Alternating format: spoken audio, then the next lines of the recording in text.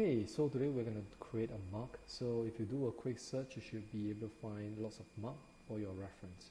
So in Maya itself, we're going to create a cylinder. Okay, so if you, in the empty space, if you shift right mouse button, you can access all your primitives. So I'm going to select the cylinder. Okay, and on the right panel here, I'm going to go into inputs and increase the radius. Okay, this is only on creation. And I'm going to reduce the height to 1. Okay, so this is going to be the base of my mug. So I'm going to again right mouse button and go to the component mode. So I'm going to go to face, select one face, and to make multiple selections you can hold down the shift to make multiple clicks. Okay, this will create multiple selections. And if there's too many faces, you can always select one face, shift and double click the adjacent face. That way it will select the entire ring. So with that selected, now I can go to shift right mouse button and go to extrude face. Okay, again shift and right mouse button. This is going to access a lot of the operations that you are likely to use, whether if it is to create primitives or to create a certain modeling tools, access modeling tools. So basically the extrude face. So once you hit extrude face, it's going to give you this gizmo. So if you look at the gizmo itself, the circular one simply means that it allows you to rotate. The little square there, the little cube at the end, that's to allow you to kind of scale it, and the pointer allows you to move it out. So apart from this, there are other stuff here.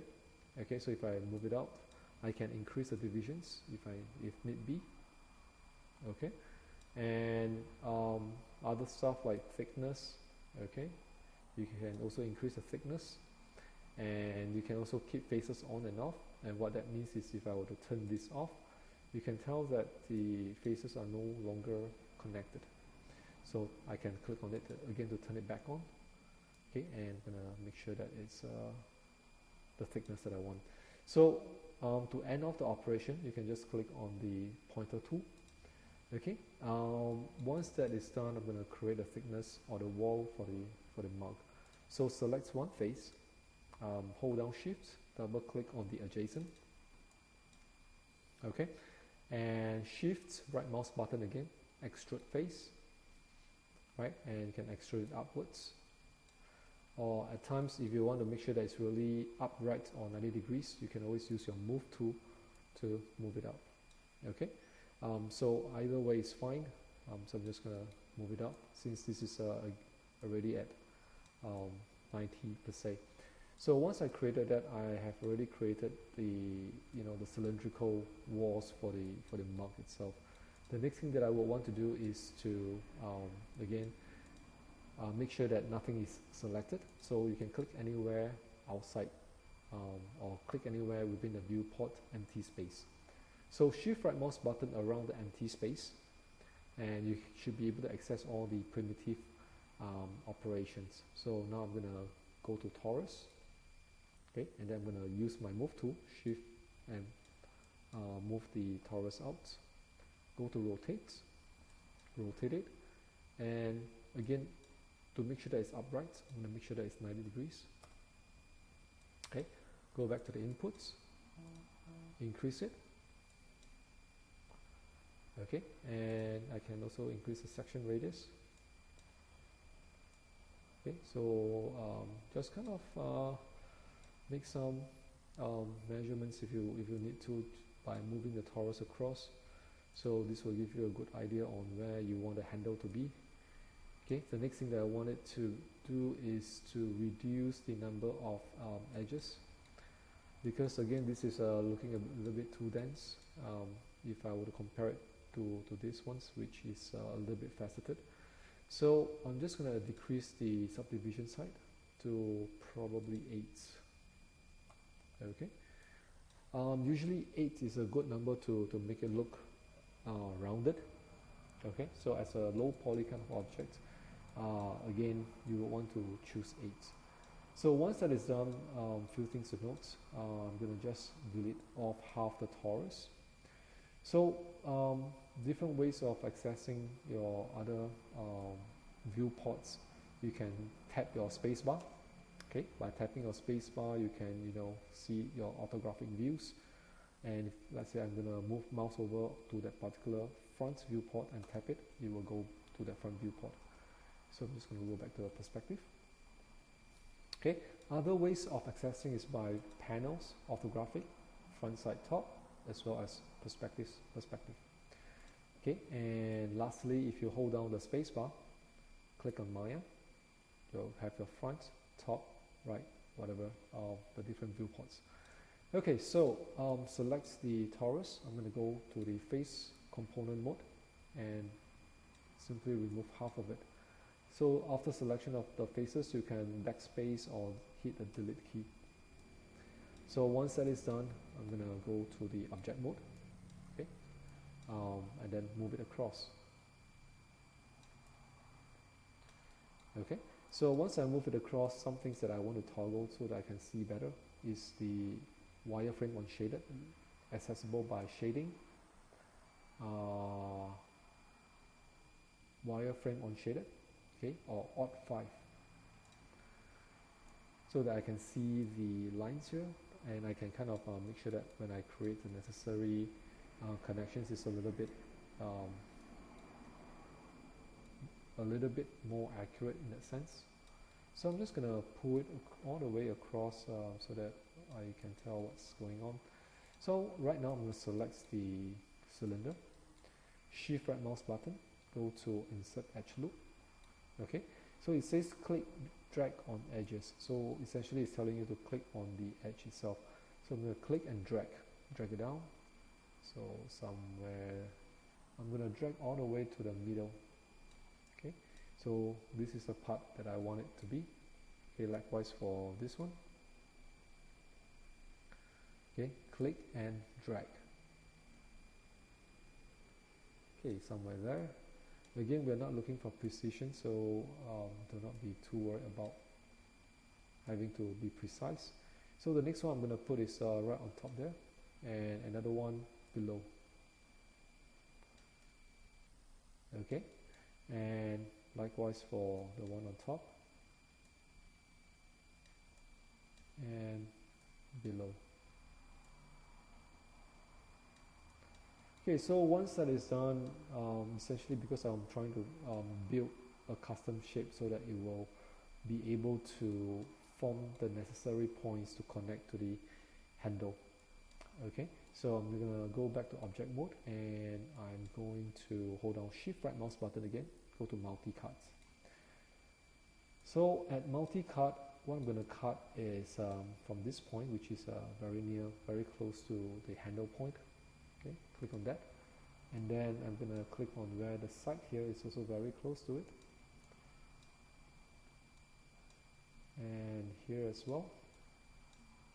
Okay, and last of all, to close it off, and to end off the operation, you can just right click or just click on the select tool, whichever you find it convenient.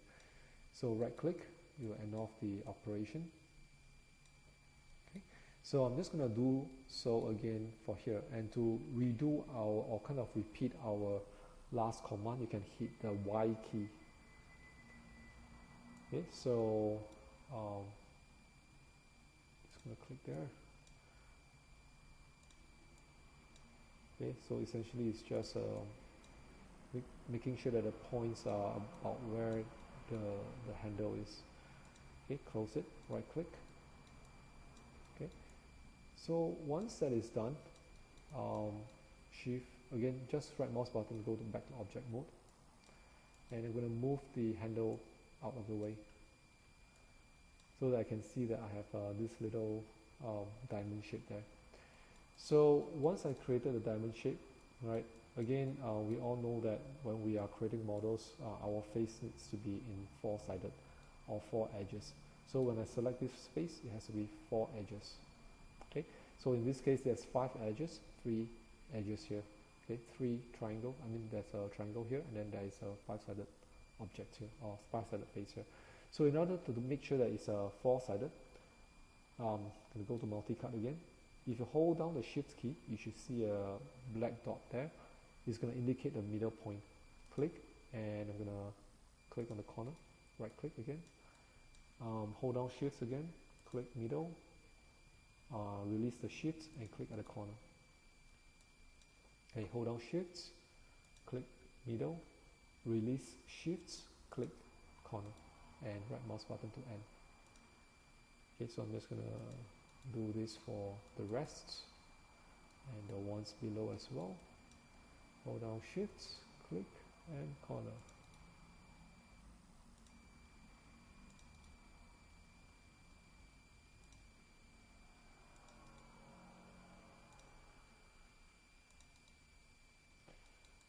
Okay, so the next thing is to make this a little bit more rounded. Various ways. You can select the 4 points. Oops. Okay, and I'm gonna just move it. So, oops, missed out 1 point. Okay, do something like this, and likewise.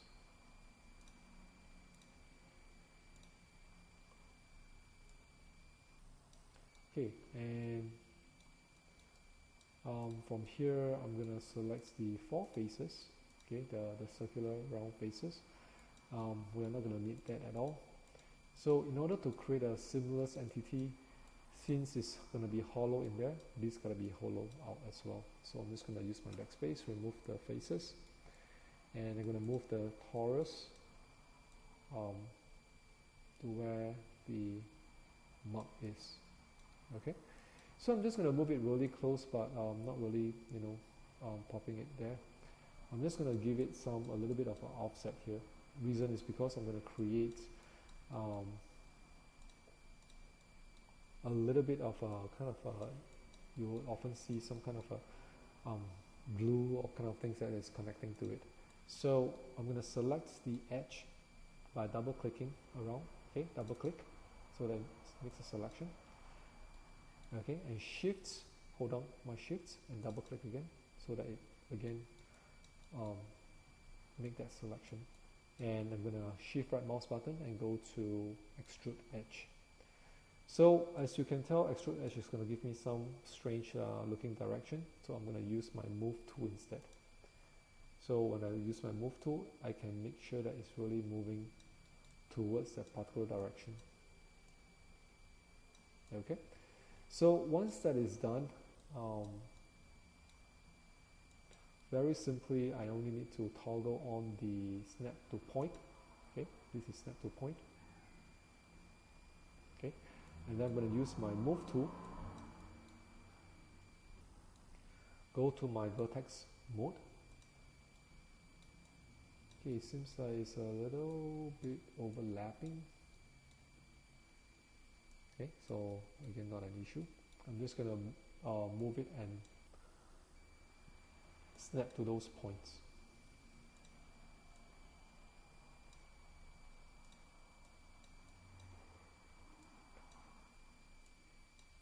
And if you have difficulty in looking, you can make the selection and hit the F key for focus.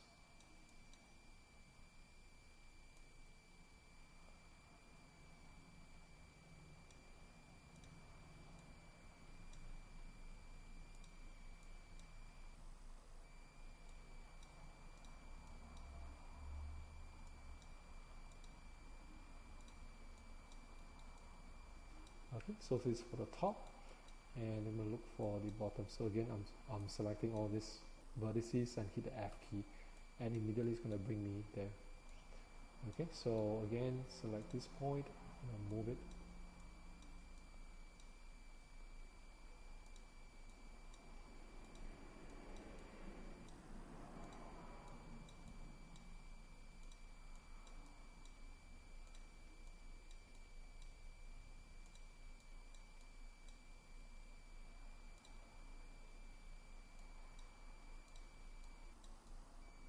Okay, so once you are sure that it's really kind of seamless already, in that sense where it's the joining parts are seamless, the we can start to combine the two objects.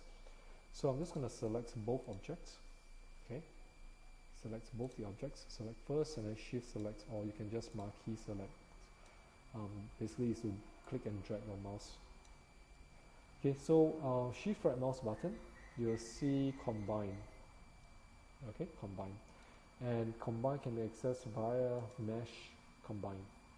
Okay, so even once you have combined into a single entity, your vertices are still not combined at this point. Okay, so what we need to do is to make sure that the vertices are connected. So I'm just going to make that selection to make sure that all the vertices are selected. Just take note that the vertices of the cylinder and the handle, they are sitting on one on top of another. So, which is why you need to make sure that you are doing a marquee selection instead of selecting one point by one point. Selecting point by point will not select the underlay or the underlying point. Okay, so you need to make a marquee selection. So from here, I'm gonna shift right mouse button, merge vertices, and it's gonna pop up this option here. So we can see that it says distance threshold. If you increase all to 1.0, it's gonna turn it into a single, converge to a single point, which is not what we want. So what we want is we want to set it to a lowest denominator. So probably 0.001, and then we can hit enter. Oops. So let's say 0.01. Okay, so once that is done, click on the select tool to end the operation. So now if I were to just select one point and move it, it should be seamless now. Okay, so I'm going to turn the shading off, the wireframe on shaded. So just to look at a few things, like first of all, this is going to look faceted, this is going to look smooth. So how do we turn this smooth? I'm going to select the entire object. Okay, and I'm going to go to mesh display, soften edge. Okay, this also can be accessed via your shift right mouse button, soften edge, soften edge. Okay, so which is why the shift right mouse button is extremely useful in accessing a lot of your commands. Okay, so from here there are, of course, there are a few additional things that you could possibly do to further shape it, like maybe just some examples. So maybe I'm going to insert edge loop. Okay, insert one here and insert one here. Oops, where's my second edge loop? Okay. Okay, so from here, what I can do, I'm going to select the faces. Okay, so I'm just going to select all these faces. And if you need to deselect any of these faces, like example here, you can hold down the control key and deselect one and double click here so that you will not select the ring. Okay, so once that is done, I'm going to hold, just go to my scale tool, and I'm going to scale inwards using the X and Z direction. So once I've done that, you can start to see that, oh, I start to have something a little bit more interesting, right? And I can even make it even more interesting by, say, I'm just going to select here. Okay, so maybe not these ones. Okay, I'm going to move it upwards, right, to make this a little bit taller. Right, so now I would have something that is a much more interesting shape going. And at the same time, just take note of one thing. On the right panel here, you're going to see under inputs, you're going to see a lot of stuff here. These are all our operations that have been done to create this model. So one of the things that you need to take note is that when you save your Maya file and when you reopen it, it's going to read every single line here. This is known as our construction history. Okay, and sometimes if it gets too long, Maya might skip one or two, which will result in file corruption. So we need to really remove any of the construction history when we are done with our model, or even let's say we are doing a work in progress. We should always delete history at the end of our session, right? And then if we need to continue the next day, then we continue the next day. So to delete history, you can go to edit, delete by type, history. Okay, that will remove the history, and there we go. Okay, so with that, I hope that you have enjoyed the class and do kind of practice it. Alright, thank you.